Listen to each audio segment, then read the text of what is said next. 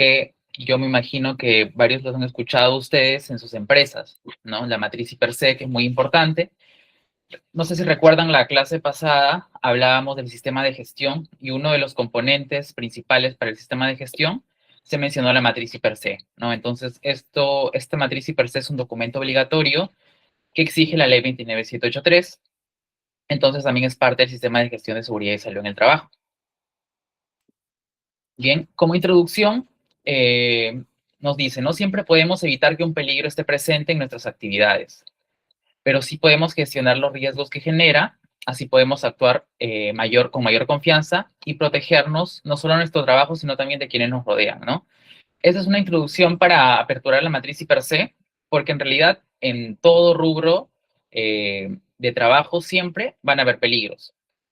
Algunos van a ser de bajo riesgo, otros van a ser de alto riesgo, pero en realidad siempre hay peligros, ¿no? En oficinas, incluso en minería, en construcción, ¿no? En empresas quizás que no mapeamos que están tan alto riesgo, como por ejemplo algún restaurante, algún gimnasio, ¿no? Algún puesto de comida rápida, ¿no? Algún call center. En realidad, siempre van a haber peligros, ¿no? Como tal, y hay que saber nosotros adaptar la ley y la normativa a cada uno de a cada uno de estos rubros diferentes, ¿no? Si bien construcción y minería por ahí son los rubros en el cual el riesgo es más alto, hay que saber controlar también a los de bajo riesgo, ¿no? Porque no sé si recuerdan, hace unos años en Lima ocurrió un accidente en McDonald's, ¿no? Un accidente mortal de trabajo de dos chicos que estaban limpiando, eran operarios de limpieza, ¿no? Y tuvieron una descarga eléctrica y fallecieron. No sé si se acuerdan ahí que pasó en las noticias, ¿no? De este caso que en realidad, siendo McDonald's, pues una empresa internacional y que tenga accidentes mortal, pues llama mucho la atención, ¿no? Entonces, desde ahí podemos nosotros sacar conclusiones de que no, los riesgos y los peligros no solamente tenemos que preocuparnos cuando es alto riesgo, ¿no? Construcción, minería, ¿no? Esto de McDonald's pudo pasar en cualquier restaurante, pudo pasar en cualquier establecimiento como tal. Entonces, independientemente del rubro, siempre hay que ver y saber nosotros cómo gestionar nuestros peligros y riesgos, ¿no? Por ejemplo, algo común para aperturar la clase, ¿no? Imaginemos que, ¿qué tan probable es de que una persona la atropellen si cruza la calle? ¿Ustedes creen que cruzar la calle es un peligro? A ver si me comentan por el chat. ¿Ustedes creen que cruzar la calle, una actividad creo que nosotros todos los días lo hacemos? ¿Es un peligro cruzar la calle? Sí es un peligro, ¿no? ¿Cuál sería el riesgo de que yo cruce la calle? ¿Cuál sería el riesgo si yo voy a cruzar la calle? Correcto, Diego, un atropellamiento, ¿verdad? Claro. Y sin embargo, si mi peligro es el cruzar la calle y mi riesgo es un atropello, hay factores que elevan esa probabilidad, ¿no? Por ejemplo, ¿qué factor puede aumentar la probabilidad de que a mí de que a mí me atropellen? Por ejemplo, yo estar distraído, ¿no? Estar distraído con el celular. Ese es un factor que aumenta la probabilidad de que me ocurra un accidente, ¿no? O de que me atropellen. Otro, que venga rápido el vehículo, correcto. El estado de ebriedad del conductor, no cruzarse en rojo también. O, por ejemplo, que el conductor se quede dormido, también aumenta la probabilidad. Entonces, esos factores son los que aumentan la probabilidad, ¿no? Entonces, ahí más o menos para aperturar el tema, ¿no? Entonces, quiere decir cuánto pasa de ser una probabilidad a una posibilidad a una probabilidad, ¿no? El peligro es la fuente, ¿no? Y el riesgo es la probabilidad de que ese peligro se haga realidad, ¿no? Por ejemplo, imaginemos que respecto a las lluvias, ¿no? Por ejemplo, si yo le pregunto a alguien, ¿va a llover hoy día? ¿No? Y te puede decir, sí, creo que sí, es una posibilidad de que llueva, ¿no? Como tal, es una posibilidad. Pero si yo me voy a revisar mi celular y me dice, hay un 80% de probabilidad de lluvia, ¿no? ¿Qué es la diferencia? Que alguien me diga, puede que llueva porque yo veo que está nublado, o que me diga a mi celular, hay un 90% de probabilidad de que va a llover hoy día. Entonces, esa es la variación. Una es la posibilidad, que no tengo cómo medirla, y la probabilidad sí, ¿no? La probabilidad aumenta mi peligro, ¿no? Para que se lleve a cabo. Entonces, eso es para introducir el día de hoy el tema que vamos a tocar, ¿no? Que son peligros, riesgos y cómo abordarlos en la matriz I per se. Justo lo que estábamos hablando de la matriz I per se ¿Qué es la matriz I per se? La matriz I per se en realidad es un proceso que permite reconocer la existencia, las características de los peligros, ¿no? O sea, te permite identificar el peligro, te permite evaluar la magnitud de los riesgos asociados y siempre va a tener cuenta controles existentes, ¿no? Es decir, el peligro se identifica, yo evalúo el riesgo y ahí no queda, ¿no? Si ya identifiqué mi peligro, voy a evaluar mi riesgo, ¿qué tengo que hacer? Tengo que proponer acciones para evitar que me pase un riesgo, no una consecuencia como tal. Entonces, esta es la matriz I per se como tal, ¿no? Hay unas consideraciones importantes que yo debo tener para la matriz I per se, ¿no? Esto es lo que nos exige la ley 29783, ¿no? En primer lugar, la matriz I per se, la ley nos dice que tiene que estar exhibida, ¿no? Según el artículo 32 del reglamento de la ley, la matriz tiene que estar exhibida en un lugar visible dentro del centro de trabajo, ¿no? Es decir, tiene que estar pegada en alguna zona de trabajo de cualquier empresa, ¿no? No sé si ustedes en sus empresas de repente están implementadas las matrices I per se. No sé, a ver, de repente por el chat me cuenta. Por ejemplo, yo, como les comenté la semana pasada, ahora he visto que ha aumentado esto, ¿no? Por ejemplo, me fui a Beshle y en caja, cuando vas a pagar, ahí tienes su matriz I per se de las personas, de los cajeros, ¿no? Que haces el pago. Igual en los gimnasios también tienes su matriz I per se, ¿no? Cosa que hace años atrás no se veía, ¿no?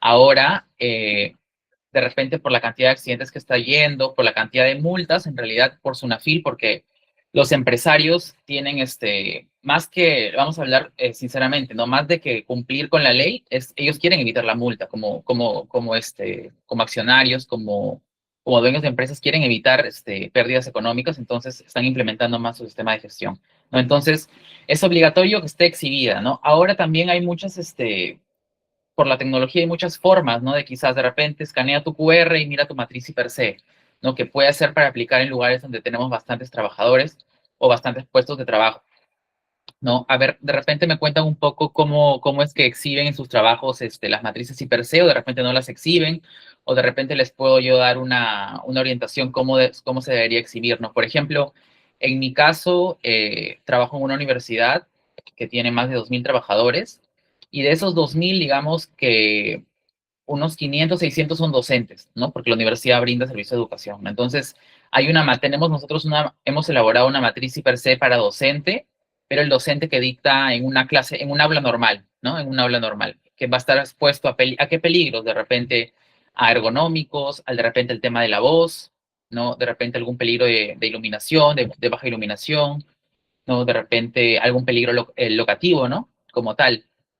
Entonces nosotros manejamos una matriz para lo que es docentes. Luego también tenemos una matriz, por ejemplo, para docentes, pero de laboratorios de ingeniería, ¿no? Otro para laboratorios de medicina, ¿no? ¿Por qué? Porque laboratorios de ingeniería, pues yo tengo máquinas, no tengo otros peligros mecánicos, y por ejemplo, los de medicina yo tengo, pues, tengo productos químicos, tengo biológicos, etcétera. Entonces hay un poco de dividir, ¿no? También puedo sacar una matriz solamente para personal administrativo, ¿no? Porque el personal administrativo, pues básicamente el trabajo hace trabajo de computadora, no tiene peligros ergonómicos, por ahí un locativo, por ahí un físico en cuanto a iluminación, ¿no? Por ejemplo, Rafael nos dice la matriz es de los riesgos generales de la empresa, ¿no? Ya que cada empleador debe tener una matriz por puesto de trabajo. Correcto, ¿no?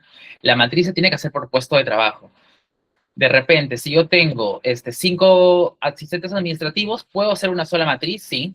Evalúo, converso con todos. Pero de repente, si de mis 5 trabajadores administrativos, de repente uno es un personal discapacitado, ahí tengo que hacer otra matriz para ello, ¿no?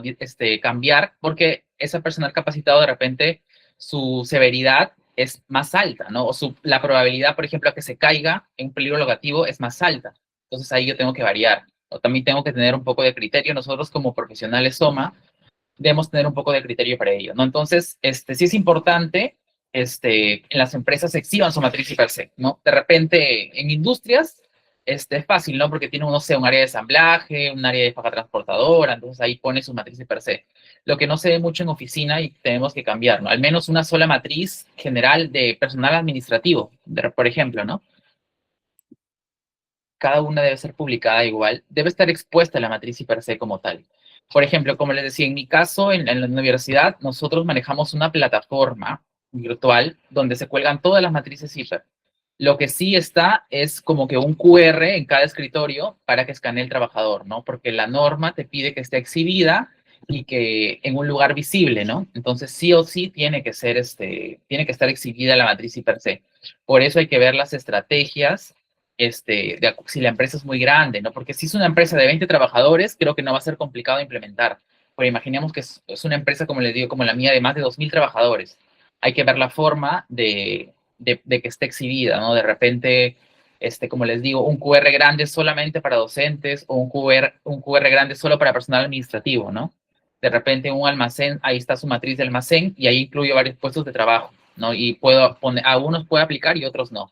Hay que ver la manera de que todos los puestos de trabajo estén coberturados en la matriz y per se, ¿ya? Y estén visibles en el centro de trabajo, ¿no? Quizás no esté la matriz, pero hay un QR que te lleva a la matriz o un QR general que te lleva a todas las matrices, ¿no? Pero eso ya es la habilidad del profesional SOMA en ver y también en tener un poco de criterio y ya empiezas a discutir cuando te vienen a hacer una fiscalización o una fiscalización.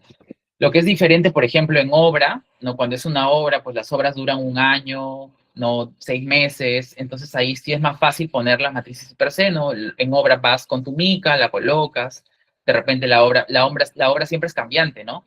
Entonces se actualiza la matriz, de repente un día tenías acá un desnivel y otro día ya no, porque ya tienes una estructura ya armada de la obra, entonces ahí se ven las formas, ¿no?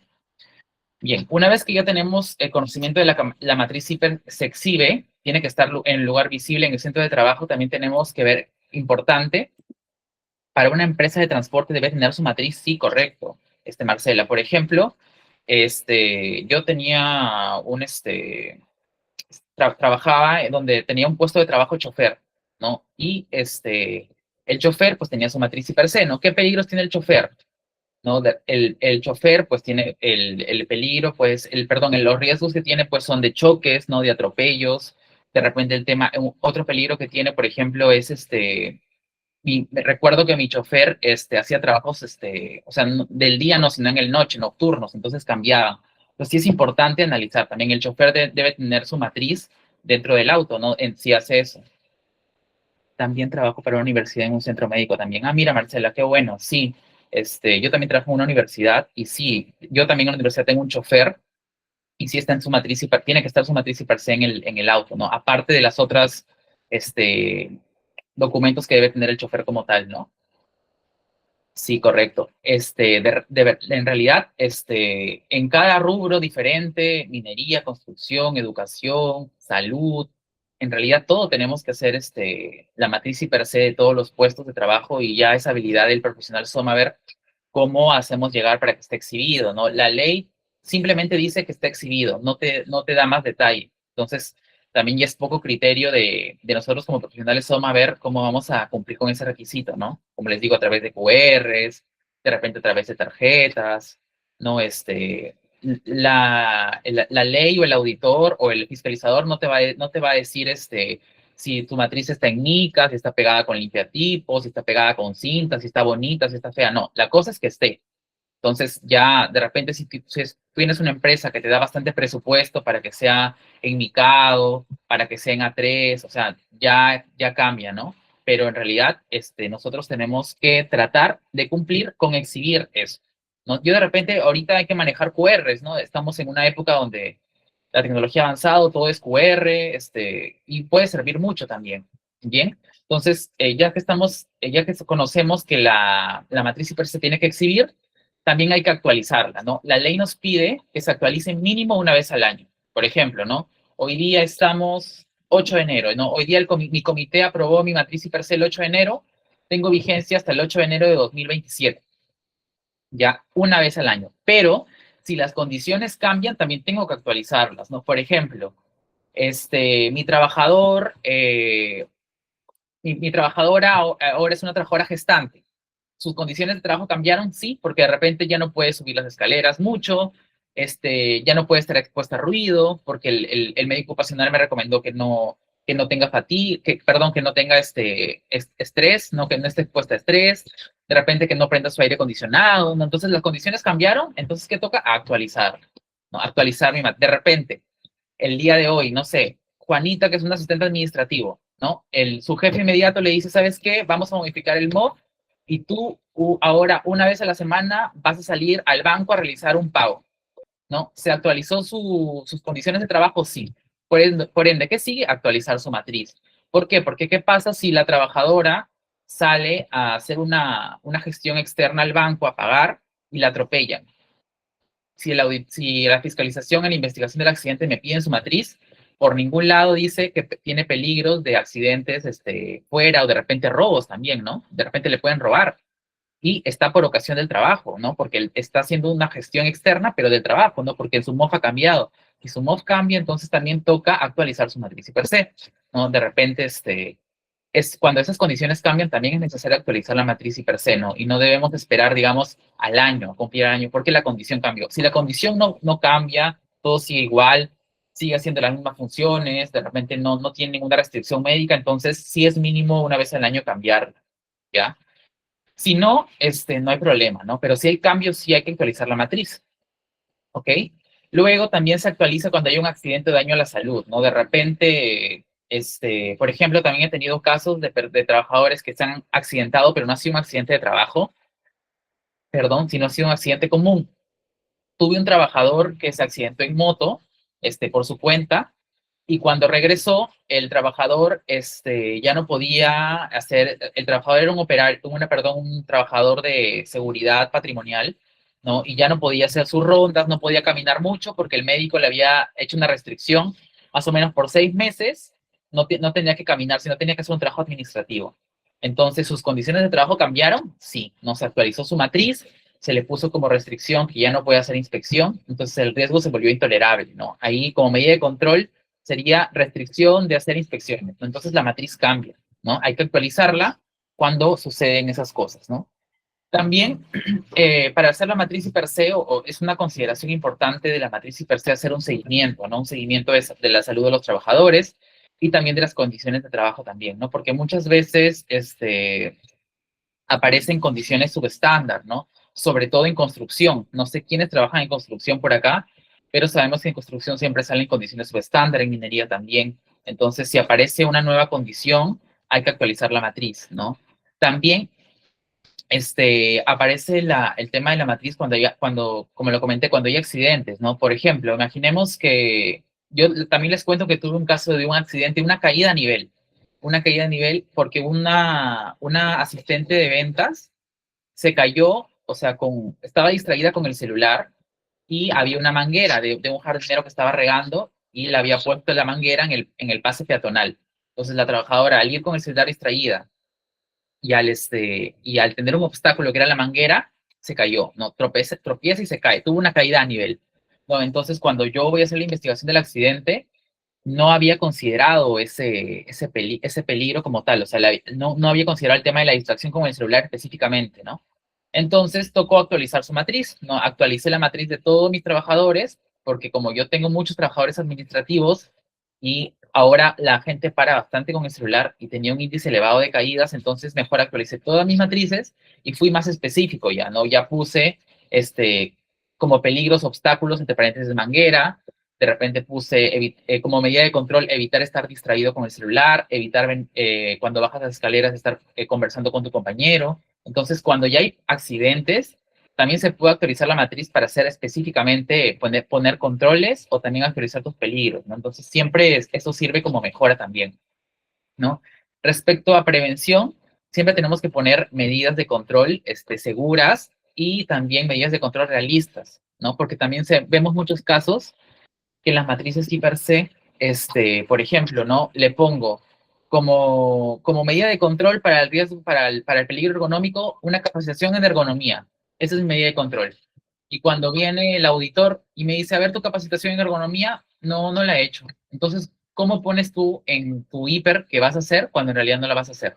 Entonces hay que tener cuidado, ya porque yo también, por ejemplo, yo tengo a cargo varios prevencionistas de contratistas, ¿no? Y ponen su IPRC súper implementado, no ponen de todo. Por ejemplo, me pusieron como medida de control que iban a hacer un monitoreo y yo digo, ya, y tu monitoreo de ruido no lo he hecho. Entonces, ¿por qué lo pones en tu matriz? O sea, tampoco se trata de la matriz IPRC poner poner tu control por poner, porque se vea más bonito o porque se vea la matriz más estructurada, ¿no?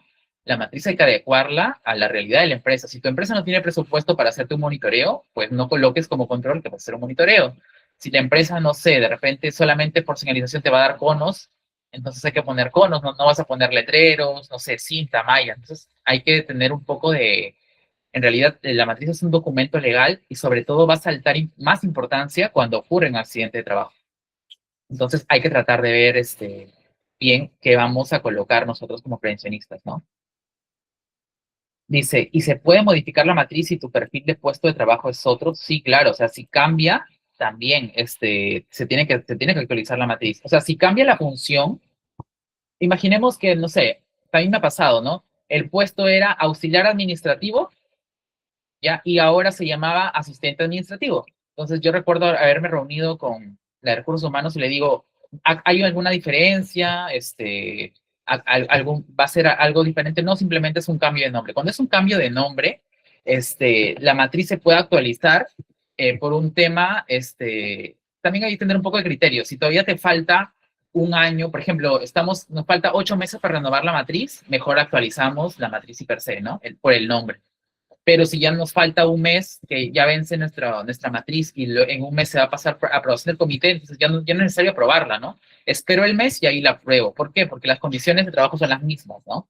Salvo recursos humanos me digan, no, ¿sabes qué? Sí va a ser otra actividad, de repente ahora, no sé, ahora va a entrar al almacén a buscar un archivo, tiene un riesgo de caída de objetos, entonces ahí sí la actualizo inmediato, ¿no? Pero si no, si simplemente es el nombre, entonces no tendría sentido actualizarla rápido. También hay que tener nosotros como profesionales SOMA un poco de criterio, porque nuestro criterio sirve, ¿no? Para ver cómo es que vamos a abordar eso.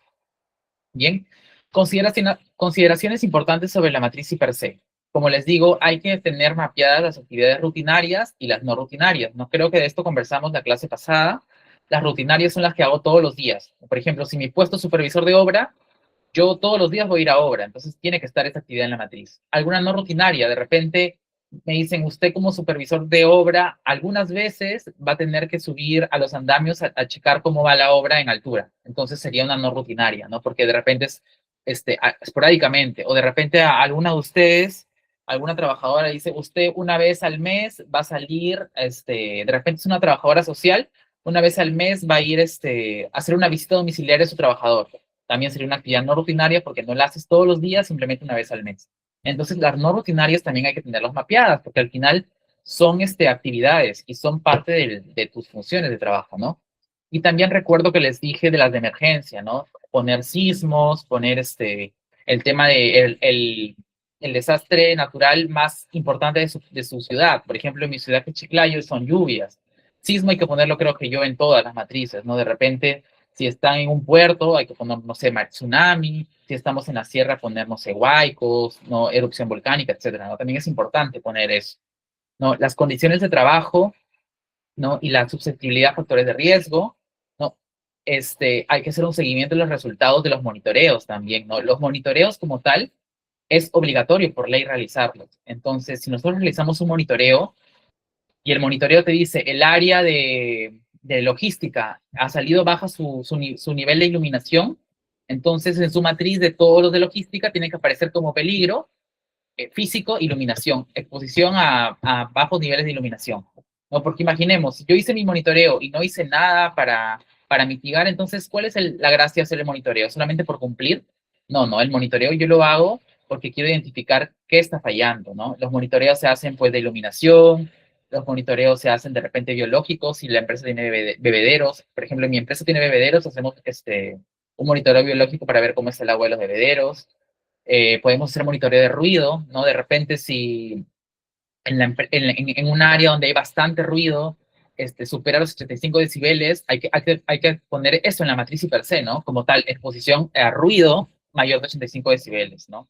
De repente, si en monitoreo de psicosocial, por ejemplo, mi monitoreo psicosocial me salió alto en algunas áreas, entonces en esas áreas la probabilidad tenemos que aumentarla. Entonces tiene que haber una coherencia entre mi monitoreo con mi matriz y per se, o sea, los resultados tienen que estar entrelazados, o sea, no puede ser que mi monitoreo de psicosocial, por ejemplo, de mi área de recursos humanos, me diga que tienen una bastante, un riesgo, perdón, psicosocial elevado y en mi matriz per se yo ni siquiera he considerado el psicosocial.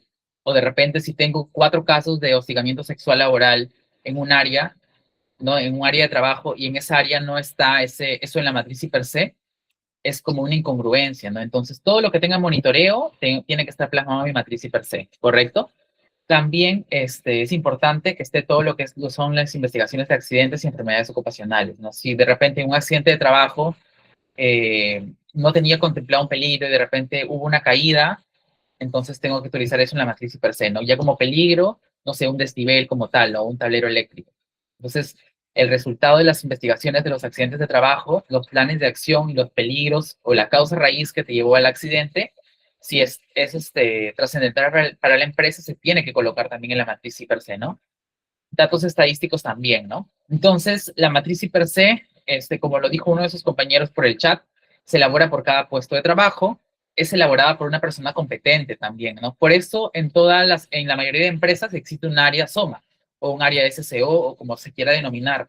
¿Por qué? Porque la matriz per se lo puede hacer tiene que ser una persona competente, ¿no? Una persona que tenga la competencia necesaria, la preparación necesaria, la capacitación requerida para hacer la matriz per se, ¿no? De repente, si una persona que no conoce, no puede hacer una matriz per se, porque si no lo haría cualquier persona, ¿no? Entonces, la matriz tiene que ser elaborada por una persona competente, ¿no? Por eso las empresas tienen un área de seguridad que es el área idónea para hacer esta I per se, ¿no? Pero esta I per se no la hacen sola, no, el área SOMA no la hace sola, sino se reúne con el trabajador, ¿no? Porque ¿quién más que el trabajador para que sepa qué actividades hace y a qué peligros se expone, ¿no? De repente, yo tengo en mi mente que el operario de almacén tiene estos peligros, pero de repente cuando tú conversas con él, él te dice, no, ¿sabes qué? Yo me subo aquí, de repente estos anaqueles tienen filos y tú no lo habías mapeado, entonces, mira, entonces el trabajador te da bastantes datos, ¿no? Para implementar tu matriz, para de verdad identificar todos los peligros, porque de repente,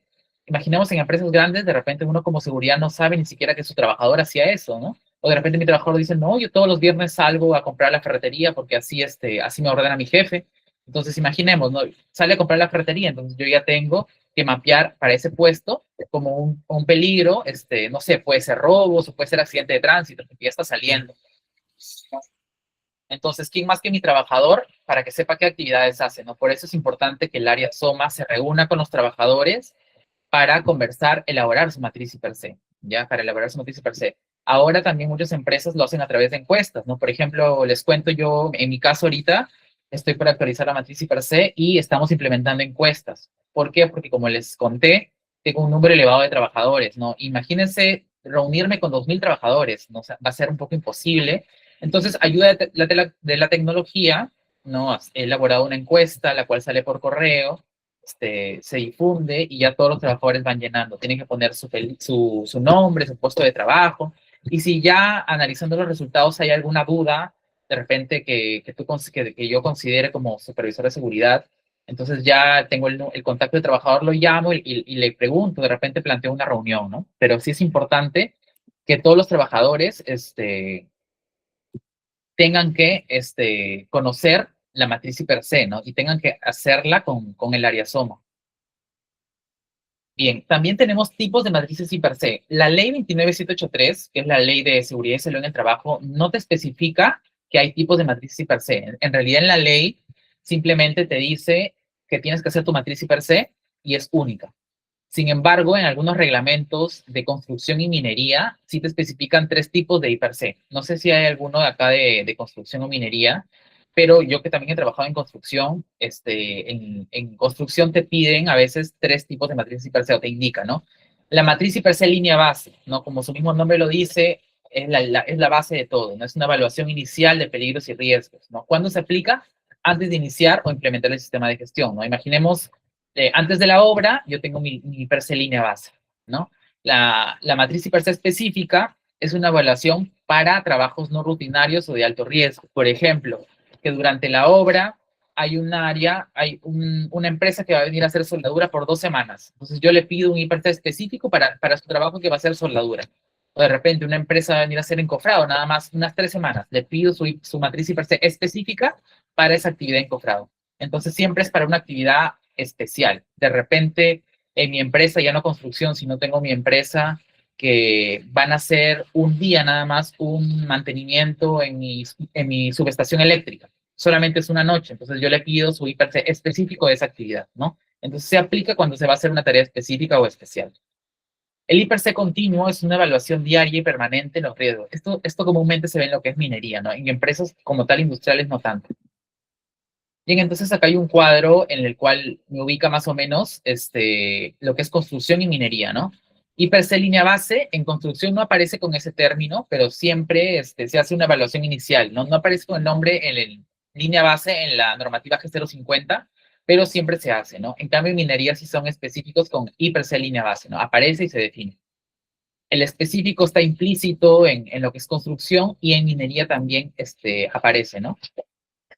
El IPC continuo también aparece en ambas normativas, tanto de construcción como de minería, ¿no? En la evaluación inicial de riesgo se hacen ambas, ¿no? En minería se llama IPC línea base, en construcción no se llama como tal línea base, no aparece el término, pero en realidad es una línea base, ¿no? Y la revaluación por cambios, pues en ambos, ¿no? Siempre cuando cambian las condiciones del trabajo y procesos, entorno, clima. Sobre todo, como les digo, en construcción, que es tan cambiante que un día puedes encontrar un, un desnivel de 2 metros, de metro y medio, y al otro día ya lo cerraron, ya lo zanjaron y no tienes nada ahí, ¿no? El entorno es muy cambiante. Y lo mismo que pasa en minería. Entonces, sí es importante tener esas consideraciones de estos tipos de matrices, ¿no? Bien, entonces vamos a hablar de los componentes de la matriz per se, ¿no? Ya vimos que hay tipos de matrices per se, ya vimos de qué necesita la ley para la matriz per se, ¿no? Los componentes que creo que en la introducción les comenté del atropello, ¿no? De la persona que cruza la pista, más o menos ya tenemos una idea, ¿no?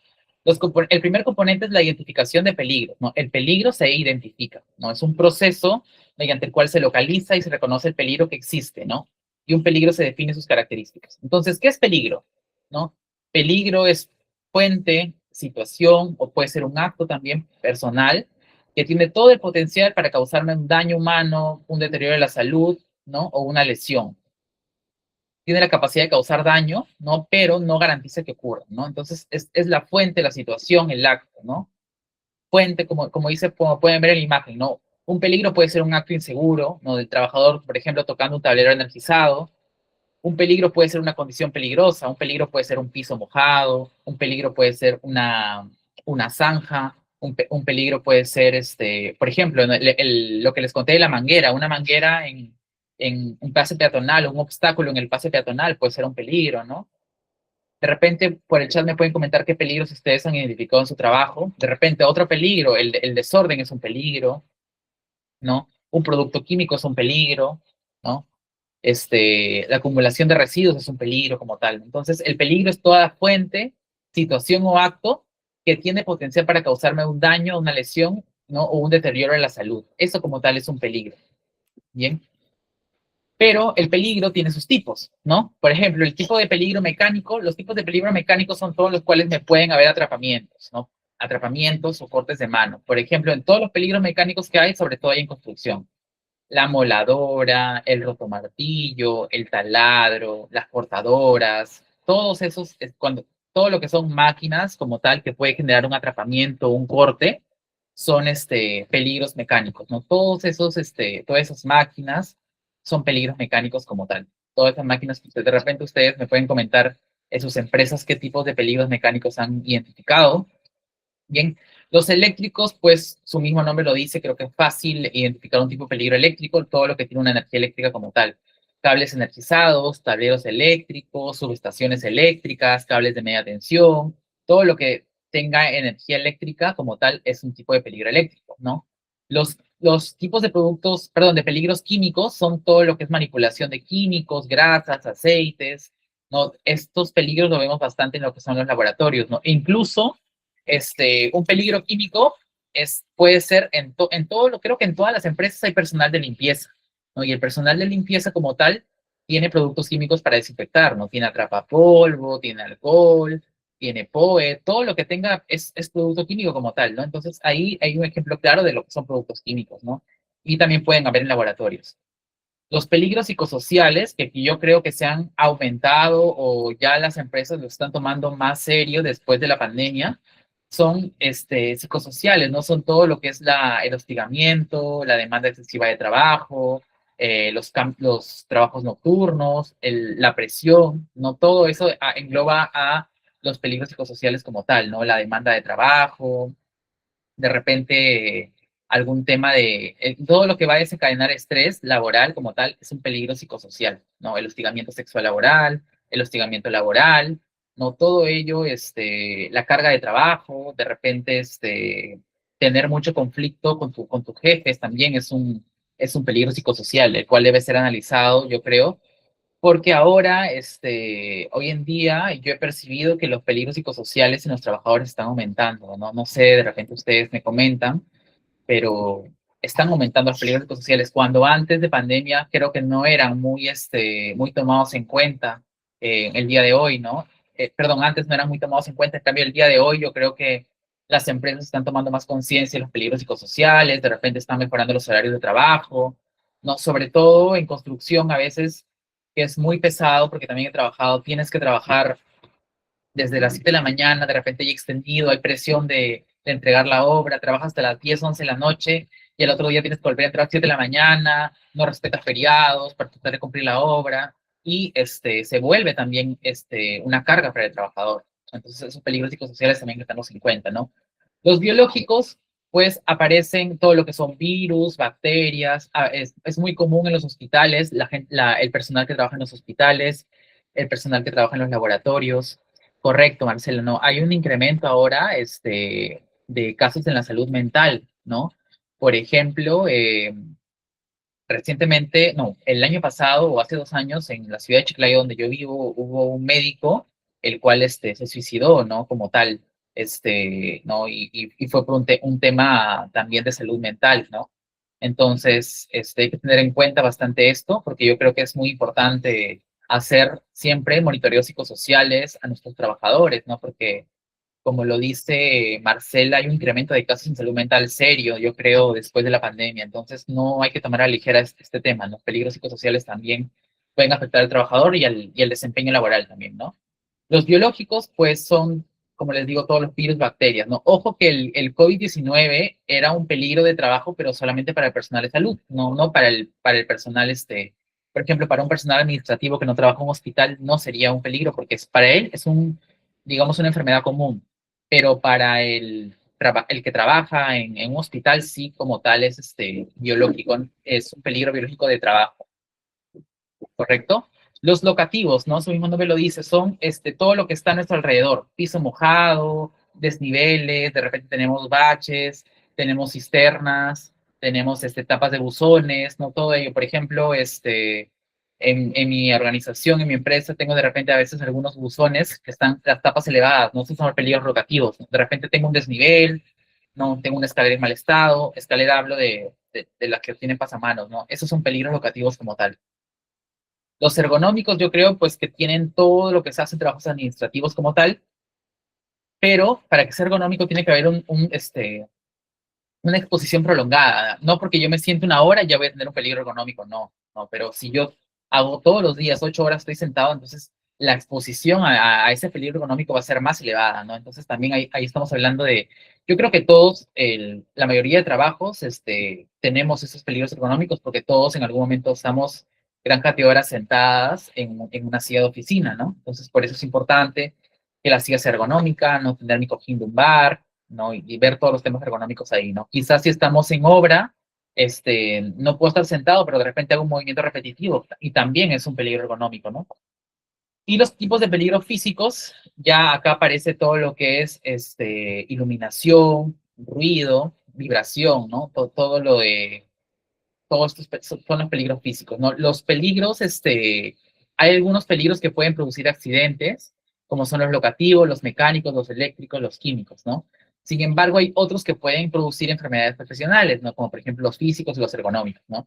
Imaginemos que, por ejemplo, ¿no? Lo pongo, una empresa, que nunca le ha dado al trabajador una silla ergonómica, que solo le da un banco, un banquito, ¿no? Sin respaldo. Imaginemos que en un tiempo el trabajador presente dolores a la columna, como tal. y cuando se va a hacer su examen y todo, es producto de no haber estado sentado correctamente ni haber tenido el mobiliario ergonómico. Se genera una enfermedad profesional, ¿no? Entonces, fue derivado de un peligro ergonómico.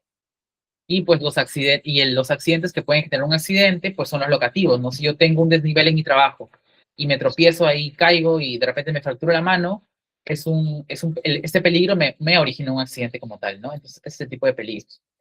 Bien, vamos ahorita a hacer un casito, un juego, que les voy a pasar el link por el chat. A ver, porfa, ingresan a ese link. Ahorita comparto la pantalla.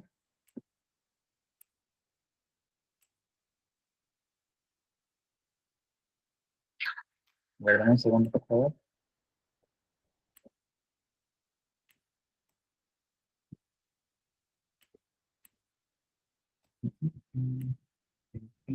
¿Se puede ver mi pantalla?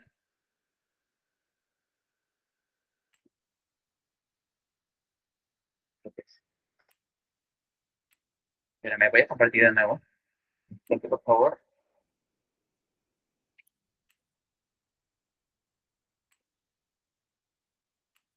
Ahora sí.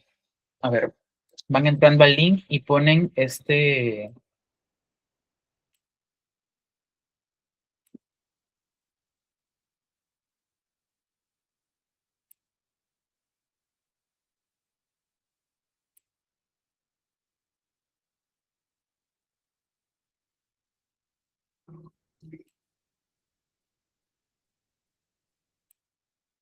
segundo.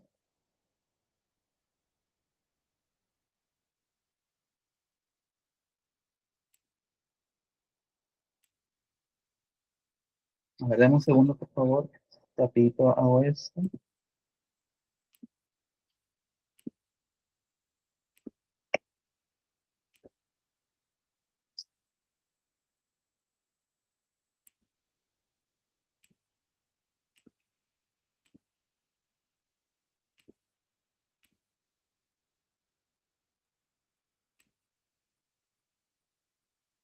A ver, ¿se puede ver? Me alzan la manito si es que pueden ver.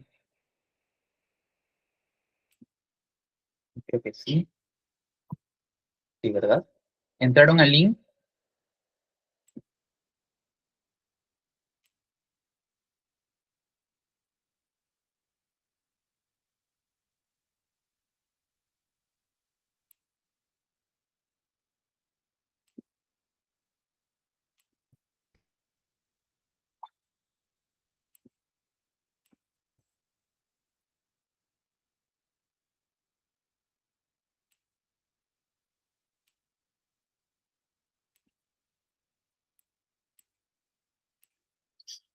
Ya, ahora sí, ahí está el código que tienen que ingresar, porfa.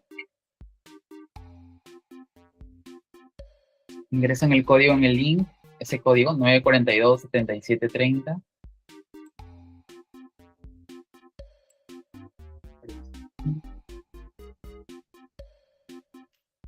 Ya, a ver, yo soy Diego, Natalia, Anabel se están uniendo. Bien, con 10 empezamos, ¿vale?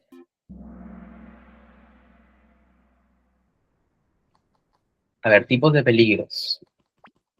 Vamos a empezar ya. Durante la limpieza de equipos se emplean solventes industriales que emiten vapores, ¿no? ¿Qué tipo de peligro es? Ergonómico, mecánico, químico, físico. Solventes industriales para limpieza de equipos. ¿Ya? Creo que está fácil. Van a acertar todo. Siguiente. Bien, también cuenta quién lo hace más rápido, ¿ah? ¿Quién hace más rápido? Porque creo que está un poco fácil. Siguiente. ¿Verdadero o falso? La manipulación de manual de cargas es siempre un peligro mecánico. ¿Verdadero o falso? Manipulación de cargas, no alzar algo, cargar algo en algún almacén, no llevar, no sé, a caja, productos. ¿Es siempre un peligro mecánico? ¿Verdadero o falso?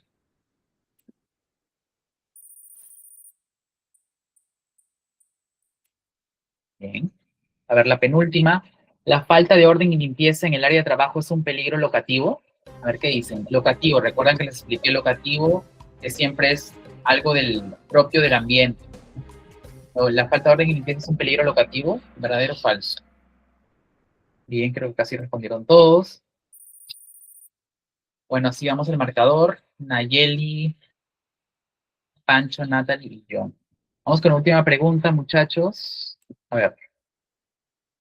Dice, en un área de trabajo se realiza la tarea con iluminación deficiente. Un área de trabajo que yo tengo iluminación deficiente. Una oficina puede ser. ¿Qué tipo de peligro es? ¿Químico, físico, mecánico o eléctrico?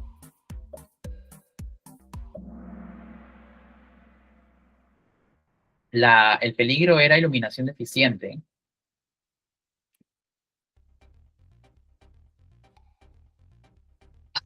Y en el tercer lugar, Ali Cabrera. El segundo, Anabel. Y el primero fue para Nayeli. Ya, genial, chicos. Gracias por su participación. Un poco para ir identificando los tipos de peligros que hemos hablado el día de hoy.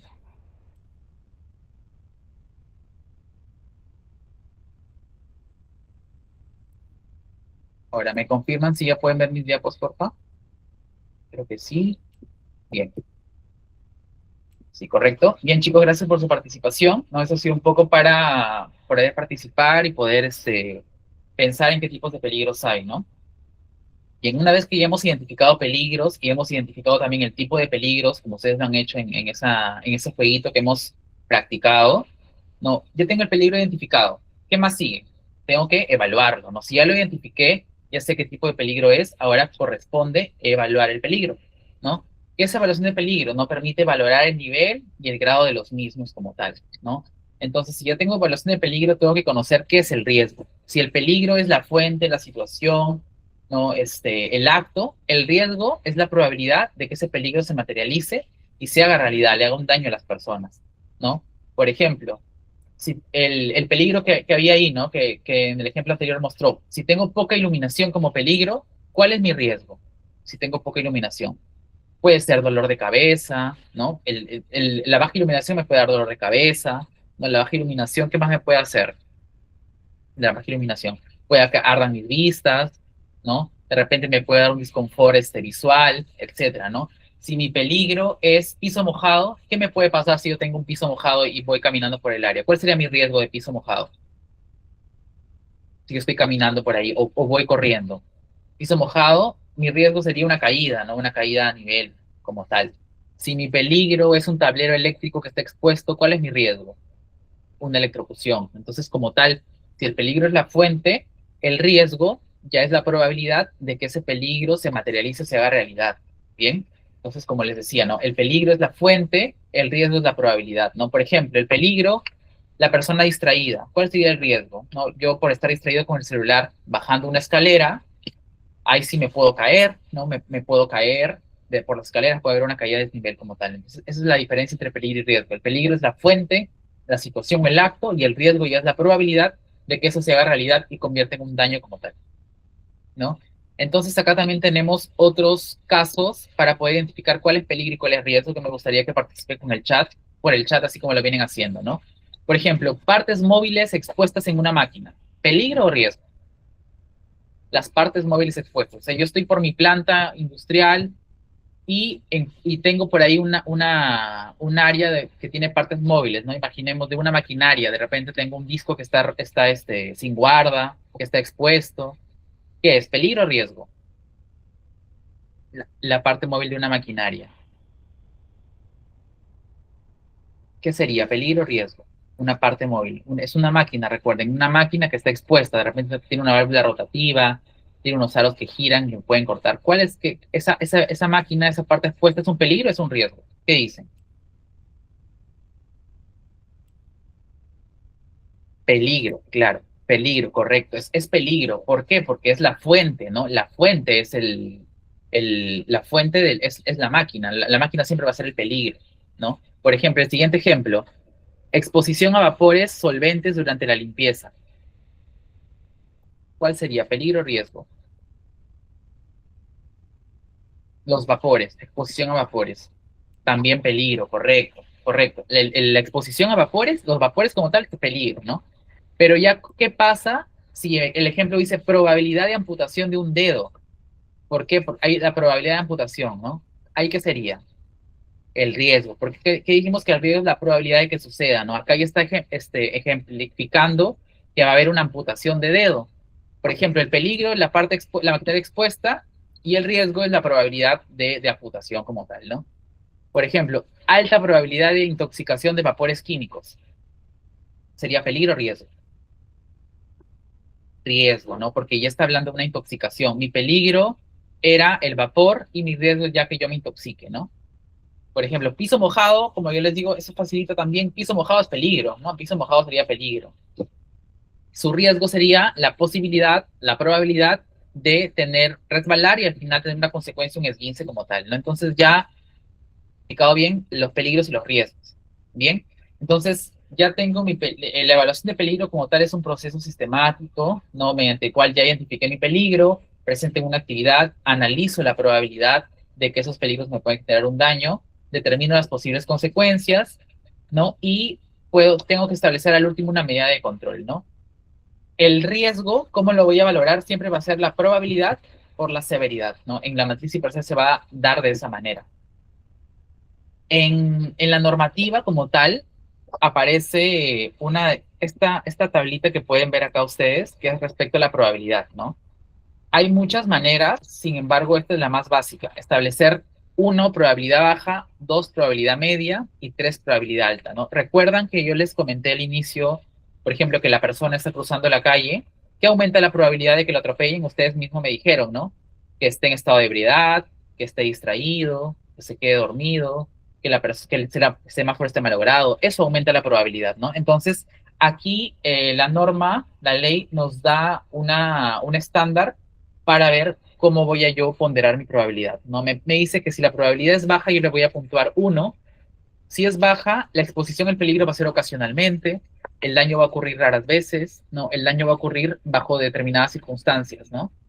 En cambio, si es media, el daño va a ocurrir un poco más seguido, ¿no? Ha ocurrido algunas ocasiones, o sea, ya hay un antecedente de que ha ocurrido. Cuando yo le pongo una probabilidad 2 media, es decir, ya han habido, por ejemplo, ya alguien se ha caído algunas veces, entonces ya es media, ¿no? No puedo ponerle baja a una probabilidad de que ya han habido antes antecedentes, ¿no? No sería baja, sería media, ¿no? Y cuando es alta, ¿no? Cuando el daño ocurre siempre o casi siempre, ¿no? Cuando se presenta siempre continuamente, afecta a muchas personas, también se pone alta, ¿no? O va a ocurrir con cierta seguridad o mediano a largo plazo, ¿no? Por ejemplo, una grúa, va a afectar a muchas personas, ¿no? Una carga expuesta, entonces va a ser alta la probabilidad como tal. La severidad también la puntifica del 1 al 3, ligeramente dañino 1, dañino 2 y extremadamente dañino 3, ¿no? El ligeramente dañino, pues cuando son daños superficiales, también nos dice que cuando son pérdidas menores a 260 soles como tal, se puede considerar un ligeramente dañino, ¿no? Una molestia, irritación leve, un dolor de cabeza o disconfort como tal, ¿no? Entonces ahí es ligeramente dañino. ¿Cuándo puedo yo decir que es dañino como tal? ¿No? Cuando hay ya daños leves, pero ya hay una baja temporal, ¿no? Pero que no tiene secuelas ni compromisos, ¿no? Una pérdida también de hasta 260.000 soles cuando ocurre algún tipo de accidente o suceso, ¿no? Y como tal, cuando hay una paralización corta de periodos de trabajo, ¿no? Cuando hay una paralización de un trabajo que se ha ejecutado, ¿no? Cuando es extremadamente dañino, es también incluso cuando afecta al medio ambiente, cuando de repente después de ese accidente ya cierra la operación, ¿no? O sus costos ya superan los 260.000 soles, ¿no? Se cierran áreas, de repente la obra se para por ese accidente, ¿no? O por eso, por ejemplo, ¿no? Una muerte por caída en altura va a parar la obra siempre un periodo de tiempo. Entonces, imaginemos que es una caída, pues, de 20 metros, ¿no? Entonces, la severidad no le vas a poner tú ligeramente dañino, ¿no? Tiene que ser extremadamente dañino porque es un trabajo en altura. Entonces, sí tiene que ser extremadamente dañino y esa severidad se tiene que puntuar como 3, ¿no? Entonces, esta tablita es lo que nos da la normativa, ¿no? Nosotros podemos hallar el nivel de probabilidad por el nivel de severidad para tener nuestro nivel de riesgo, y también podemos hallar de otra manera la probabilidad ejecutando personas expuestas, procedimientos existentes, capacitación y nivel de exposición para hallar mi probabilidad. En algunas empresas lo hacen de manera general, simplemente establecen 1, 2, 3, toman en cuenta la exposición a personas expuestas, los procedimientos existentes, la capacitación y el nivel de exposición. ¿Por qué? Porque digamos, es mucho más trabajo, es mucho más análisis, es ver, por ejemplo, si esa área, cuántas personas hay expuestas, de repente si es un área de atención al cliente, cuántos clientes promedio llegan a la empresa que puedan afectar, ¿no? O de repente si la empresa está capacitada o no está capacitada, la persona está capacitada o no capacitada, ¿no? El nivel de exposición como tal. No, pero cualquiera de las dos maneras es correcta, ¿ok? Cualquiera de las dos maneras es correcta como tal para poder hacer la IPA. Pero siempre es aquí está, ¿no? Siempre la evaluación de riesgo es la probabilidad por la severidad como tal.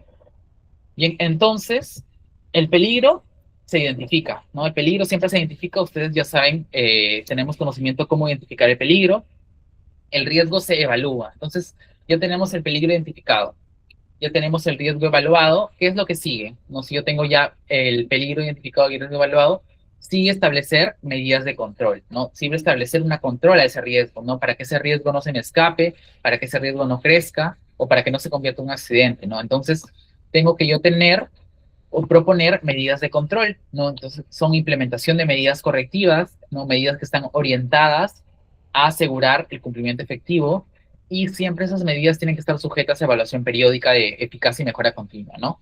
Por ejemplo, mi peligro, trabajo en altura, ¿no?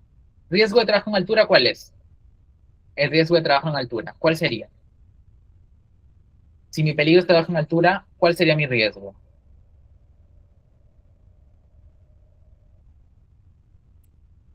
Caer, correcto, una caída de distinto nivel. Entonces, cómo controlo que el trabajador no se caiga? ¿Cómo creen ustedes que se controla que el trabajador no caiga?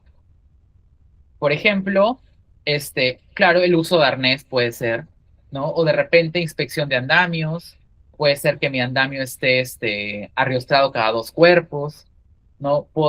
Aparte del arnés, puede ser el casco, el barbiquejo, ¿no? De repente, claro, los EPPs, los implementos de seguridad, de repente me puedo ir más allá y analizar si estoy al aire libre, ¿no? La velocidad del viento, ¿no? De repente yo establezco en mi hiper como medida de control, el trabajador no debe subir a trabajos en altura cuando tenga 30 kilómetros por hora de viento, ¿no? Les digo esto porque, claro, personal capacitado también puede ser, personal capacitado en trabajos en altura, puede ser una medida de control, ¿no? Les digo esto del viento, ¿por qué? Porque yo estuve una vez en una obra donde estaba todo ok, estaba el andamio, el trabajador estaba capacitado, estaba con el arnés, estaba con su línea de vida independiente, todo estaba bien, todo ok, todo bonito, y de la nada llegó un viento tan fuerte en la tarde que hizo que el andamio se ladee, ¿no? El andamio se mueve, a pesar de que estaba arrastrado cada 2 cuerpos, ¿no? El andamio se movió. Entonces, ¿qué pasó ahí?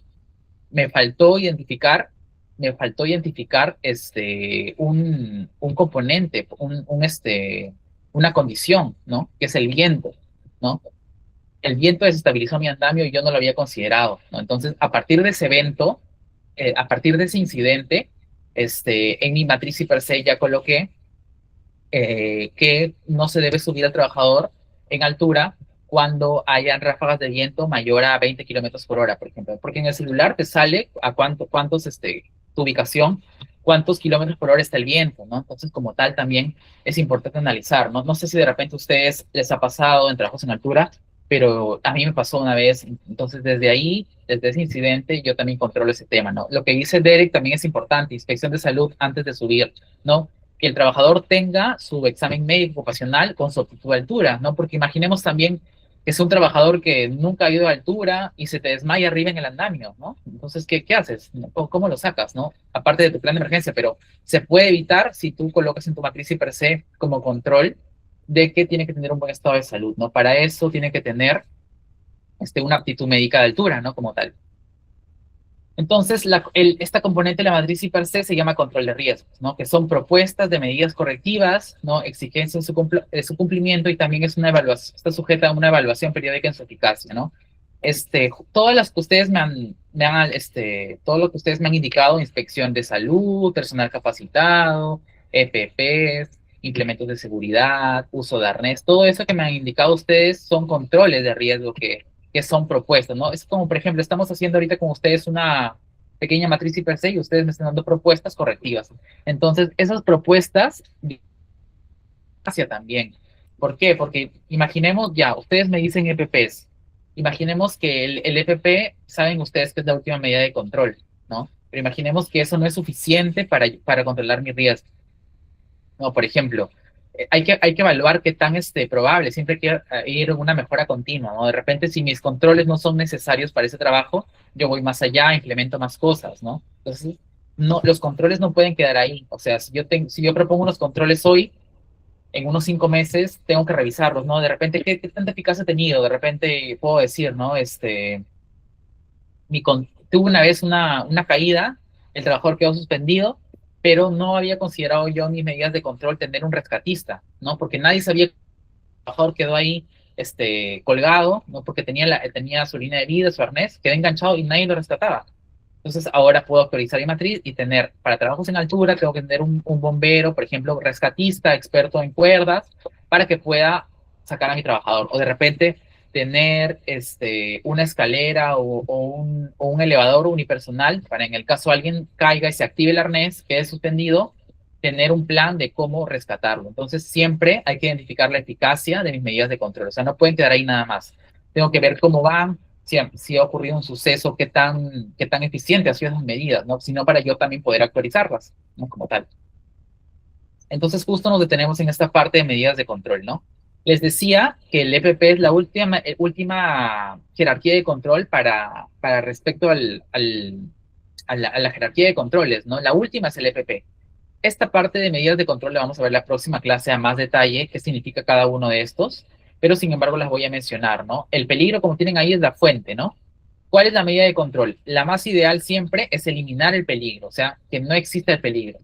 Pero muchas veces esa medida de control es un poco costosa, ¿no? Porque eliminar el peligro es decir, poner algo que sustituye el peligro. O sea, de repente, si voy a hacer trabajo en altura, si tengo un trabajador en altura, ¿cómo elimino que no esté expuesto a altura? La única manera de eliminar el trabajo en altura es que el trabajador no se suba. La única. Entonces, de repente, eso puede ser reemplazado con una máquina, que puede ser muy costosa como tal, ¿no? La otra medida de control es sustituir, ¿no? Sustituir como tal el peligro. ¿Cómo lo puedo sustituir? Con procesos, con materiales, quizás con medio ambiente como tal, ¿no? Entonces, o con equipos menos peligrosos, ¿no? Con otros materiales. Entonces, sustituir el peligro es la segunda medida de control. La tercera son controles de ingeniería, ¿no? Controles de ingeniería siempre son diseños a las maquinarias para reducir un poco la exposición al peligro como tal, ¿no? Y luego las dos últimas, que son las medidas de jerarquía de control, las más básicas, digámoslo así, son los controles administrativos y la última, los EPPs, ¿no? Los EPPs, pues todos sabemos cuáles son, por eso siempre recomendamos el EPP es la última medida de control, o sea, lo más básico es el EPP, no, el EPP es lo más básico, no puede ser que en tu matriz y per se solamente esté como medida de control para un trabajo de riesgo el EPP es lo último, siempre tiene que haber algo más.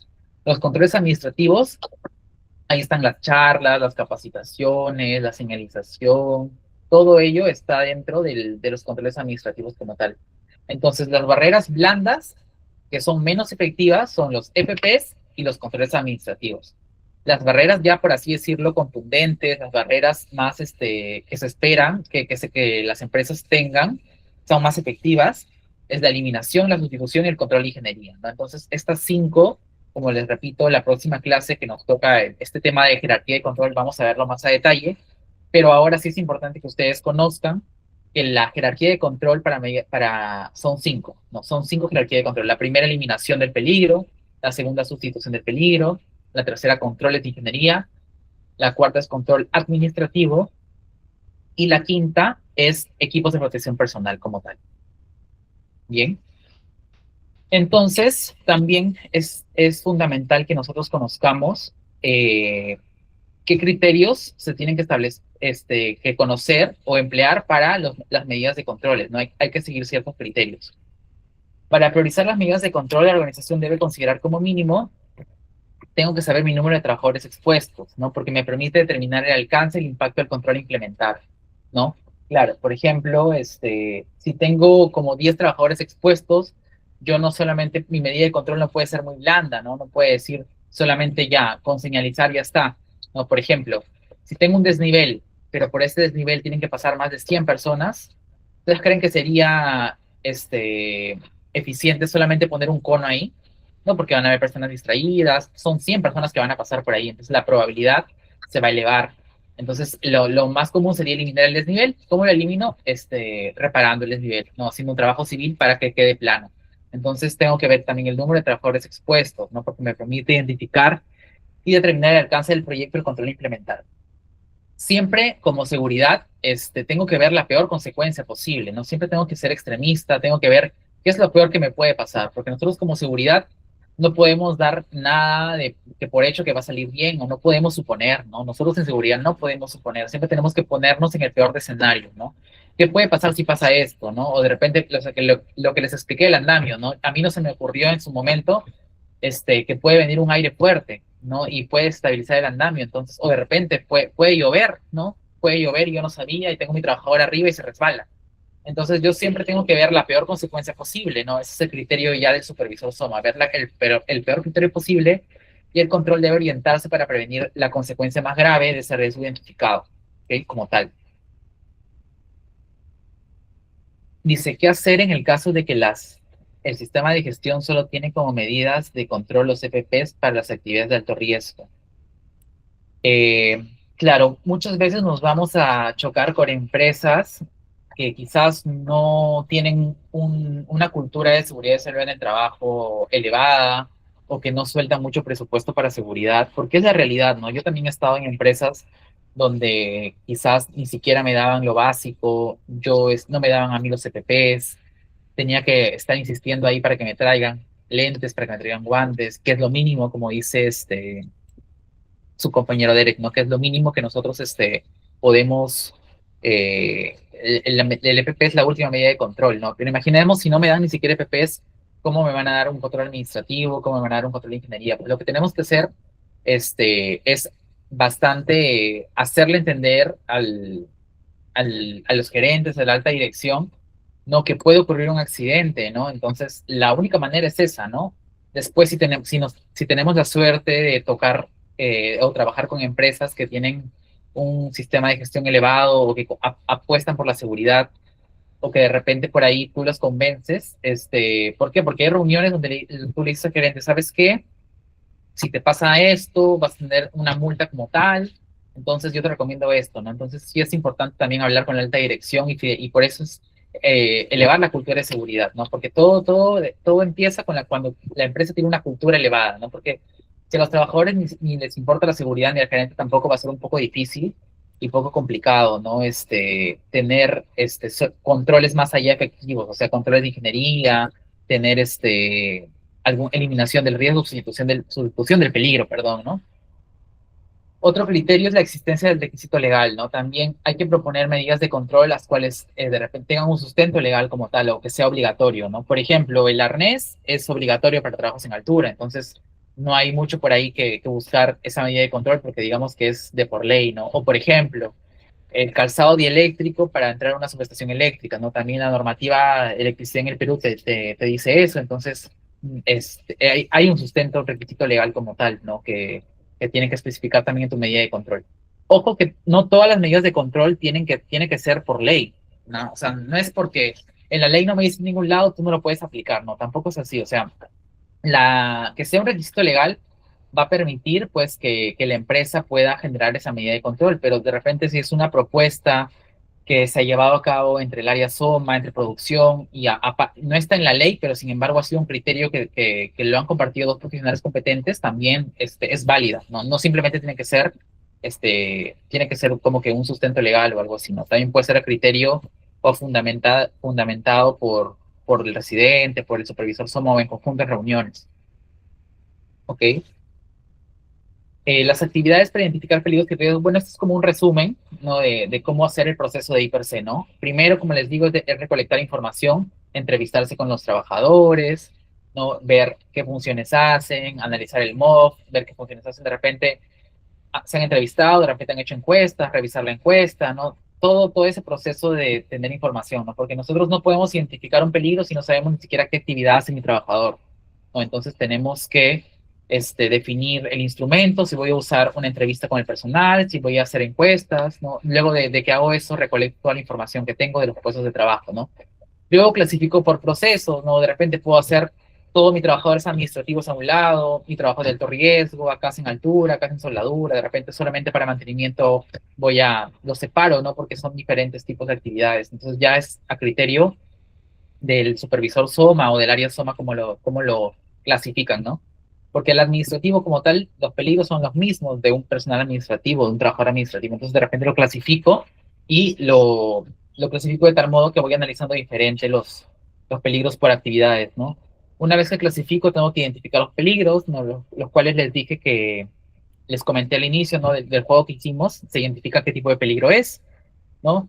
También es bueno identificar qué controles actualmente está haciendo la empresa, ¿no? De repente, como dijo Derek, de repente mi empresa solo hace controles administrativos o solo EPPs, ¿no? De repente, entonces podemos ver, ¿sabes qué?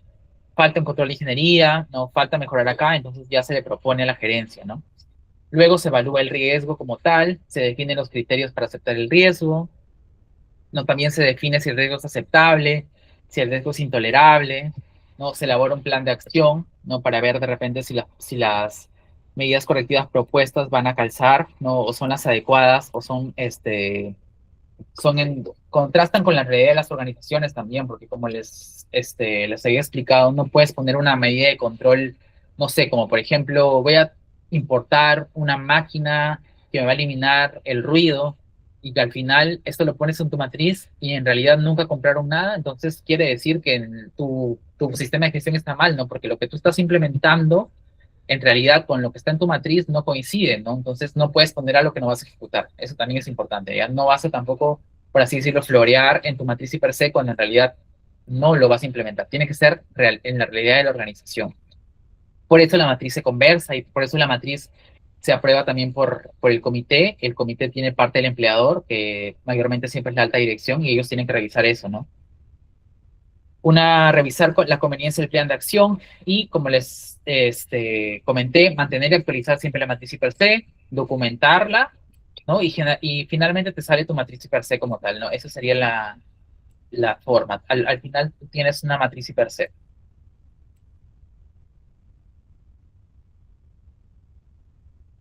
Bien. Justo lo que les hablaba, ¿no? Una manera de quizás convencer o por ahí a la alta dirección cuando de repente no te quieren dar mucho presupuesto, cuando de repente sientes que no te escucha tu gerencia en seguridad, no te apoya, porque creo que pasa en algunas empresas, a mí me ha pasado también en algunas obras, ¿no? Como que ven la seguridad solamente por cumplir y no te dan mucho presupuesto, no te apoyan, no hay liderazgo en seguridad en el trabajo, que el liderazgo tiene que tener desde la cabeza, que es la alta dirección, el gerente, ¿no? Entonces, hay que mostrarle esto, ¿no? Que hay una infracción grave en seguridad y salud en el trabajo, ¿no? Según el reglamento de la Ley General de Inspección de Trabajo, establece que una infracción es grave cuando el empleador no realiza una evaluación de riesgos, ¿no? Por ejemplo, el IPRC. No realizar una evaluación de riesgos es una falta grave, ¿no? Entonces, es una infracción grave. Si no tener un IPRC cuando sucede un accidente de trabajo o incluso cuando sucede un accidente mortal, si no tienes tu matriz IPRC, ya es de ley una sanción grave que puede también terminar en otros términos penales como tal, ¿no? También no efectuar controles periódicos a las condiciones de trabajo también es otra falta, es una infracción grave, ¿no? No implementar medidas de prevención de acuerdo a los resultados de la evaluación de riesgos también. O sea, puede que tengas tu matriz y per se, pero si tus controles no están bien claros o no son contrastados con el nivel de riesgo que tienes, también está mal, ¿no? También hay una infracción grave, porque si tú tienes un peligro, un riesgo de caída a desnivel con probabilidad de muerte o probabilidad de amputación, ¿no? No, tus controles no pueden ser básicos. Entonces, cuando hay un accidente de trabajo, sobre todo incapacitante o mortal, siempre la SUNAFIL revisa su matriz y per se, ¿no? La primera, que si no tienes matriz, ya fuiste. Y si tu matriz está mal elaborada o faltan controles o no está condicionada según las condiciones de trabajo reales que suceden, entonces también estamos mal, ¿no? Entonces, si la empresa no evalúa los riesgos, no controla las condiciones de trabajo o no aplica las condiciones preventivas necesarias, está incumpliendo con la normativa y puede ser sancionada por SUNAFIL, ¿no? Entonces, también es fundamental que conozcamos las multas, la escala de multas en soles, ¿no? Esta es una escala de multas del año pasado, 2025, ¿no? La cual podemos ver que se sanciona por el tamaño de la empresa, por el número de trabajadores afectados, ¿no? Cuando es microempresa, pequeña empresa y la empresa no MIPE, ¿no? Entonces ahí está el número de trabajadores, entre 1 a 10, entre 11 a 15, cuando tienes 1.000 trabajadores a más, y depende si la falta es leve, grave, muy grave, ¿no? Eso es importante que lo conozcamos, nosotros como profesionales SOMA. Dice, ¿cómo se procede cuando pasa una fatalidad, un accidente mortal, y la fatalidad no está en el IPRC, nunca se identificó?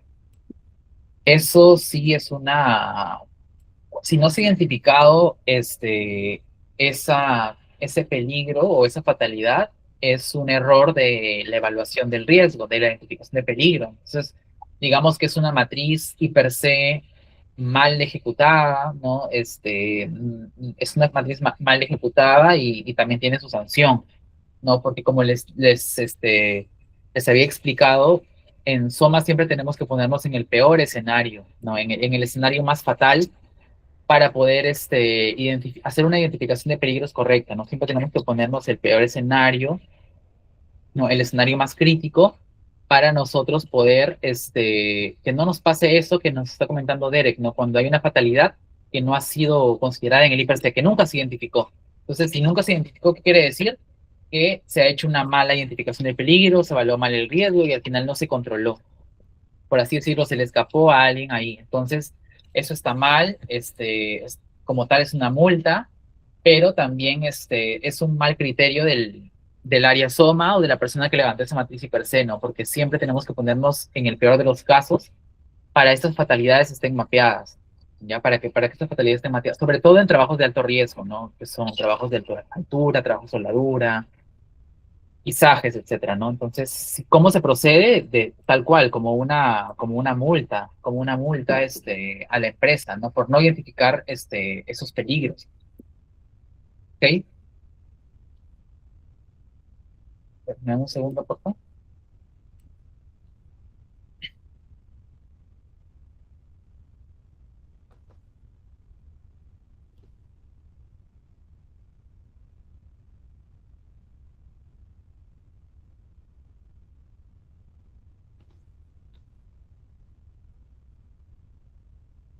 Bien, muchachos. Bien, para cerrar la clase de hoy, para ir cerrando ya, vamos a conversar algunos aprendizajes que consideremos tenido el día de hoy todos, ¿no? El primero es que la identificación de peligros es el primer paso para prevenir accidentes y enfermedades ocupacionales, ¿no? ¿Cómo es la identificación de peligros? Ya la hemos hecho, ¿no? Se identifica de acuerdo a la actividad, ¿no? Se analiza la actividad del trabajador, ¿no? Y mirando la actividad, de repente haciendo la entrevista con el trabajador, que llena una encuesta, o de repente mirando, ¿no? Haciendo una observación de las tareas que hace, voy a poder identificar los peligros, ¿no? Los peligros que ya hemos visto, los tipos de peligros, puede ser ergonómico, físico, mecánico, eléctrico, locativo, ¿no? Entonces, el primer paso para prevenir accidentes es identificar el peligro, ¿no? Lo primero es identificar el peligro. Después es la evaluación de riesgo, ¿no? Que me permite priorizar los peligros considerando la probabilidad y la peor consecuencia, ¿no? Justo lo que estábamos hablando, siempre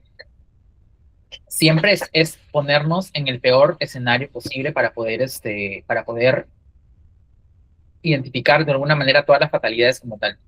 En las mini empresas también aplican IPRC, sí, también se aplica IPRC. El IPRC, en realidad la ley 2983 se aplica para todos los sectores, tanto salud, estatales, hasta incluso en la policía, ¿no? Todo, aplica para todo. Las medidas de control deben aplicarse siguiendo la jerarquía de controles, ¿no? Priorizando la eliminación y sustitución, ¿no? Justo esto lo vamos a ver en la próxima clase, Pero sí es importante que ustedes hoy, el día de hoy vayan con la idea de que son 5 medidas de control. La última es CPP y que la primera y las dos primeras siempre va a ser eliminación y la sustitución del peligro como tal. Otro aprendizaje que considero hoy día hemos, hemos aprendido, ¿no? De repente hemos recordado, es que el IPRS es una herramienta preventiva y obligatoria, no es solo un documento, ¿no? Eso responde ahí la pregunta de Mauricio, que sí es obligatorio para mi empresa, sí, porque como les digo, empresas constituidas deben de tener matriz IPRC, entonces es una herramienta preventiva, ¿no? Que toda empresa, independientemente del rubro, independientemente del tamaño, debe tener. Puede ser específica, no puede ser una hipergeneral, pero tiene que tener una matriz per se. Es una herramienta preventiva, es obligatoria por la ley 29783. No, no es un documento más, no es que ya la hice y ahí cumplí, ¿no? Hay que ver que el contenido que tenga sea acorde a la empresa, que el contenido que tenga no sea por poner, o sea, que tenga un sentido común, que de verdad haya una identificación real de peligros, ¿no? Evitar ver la fatalidad posible, ¿no? Lo que nos decía Dere, ¿qué pasa si es que yo tengo, no he hecho no he identificado un accidente mortal y no he identificado una fatalidad? Quiere decir que no he hecho una buena matriz. Pues de nada me sirve tener el documento si al final no lo identifiqué. Entonces, no es solo un simple documento, la matriz per sí es una herramienta preventiva que se tiene que tomar con la seriedad del caso y con el análisis del caso, con personas competentes también, ¿no? Los controles deben ser implementados, verificados y actualizados periódicamente, ¿no? También no solamente ya puse el control y ya nunca más me olvido de los controles, ¿no? Los controles tengo que yo estar viendo cómo van, qué tan eficientes son, de repente si ya me ha sucedido un accidente o un incidente quizás, cómo ha ido, qué tanto ha sido su eficiencia, si no yo puedo cambiar la medida de control, puedo ajustar ahí, de repente ya no le pongo un EPP, sino le pongo un control administrativo, le pongo un control de ingeniería, ¿no? Ya converso con gerencia para de repente ya eliminar el peligro, sustituir el peligro, ¿no? El incumplimiento del IPRC puede generar sanciones. El incumplimiento del IPRC puede generar sanciones legales, ¿no? Ese también otro aprendizaje del día de hoy. El incumplimiento del IPRC puede generar sanciones legales totalmente, ¿no?